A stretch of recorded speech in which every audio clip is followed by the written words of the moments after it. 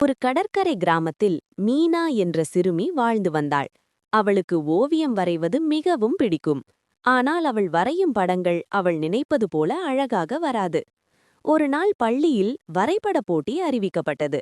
எல்லா குழந்தைகளும் உற்சாகமாக தயாரானார்கள். மீனாவும் கலந்து கொள்ள முடிவு செய்தாள். தினமும் பள்ளி முடிந்ததும் கடற்கரையில் அமர்ந்து சூரிய அஸ்தமனத்தை பார்த்து வரைந்து பார்த்தாள். ஆனால் முதல் சில நாட்களில் அவள் வரைந்த சூரியன் வட்டமாக வரவில்லை. சில நண்பர்கள் சிரித்தார்கள். குழந்தைகள் வரையற மாதிரி இருக்கு என்று ஒருவர் சொன்னார். மீனாவின் கண்களில் கண்ணீர் வந்தது.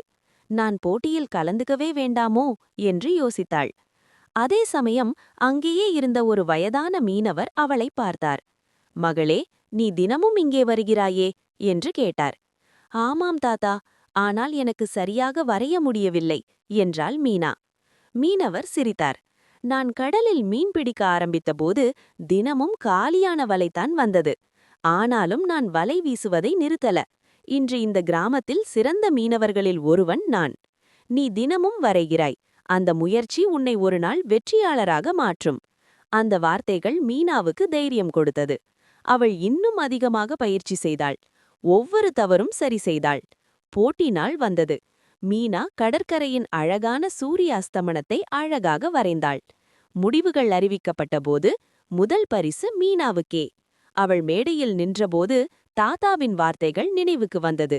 முயற்சி ஒருபோதும் வீணாகாது. நற்பண்பு: தினமும் சிறிது முயற்சி செய்தால் பெரிய கனவுகளும் நனவாகும்.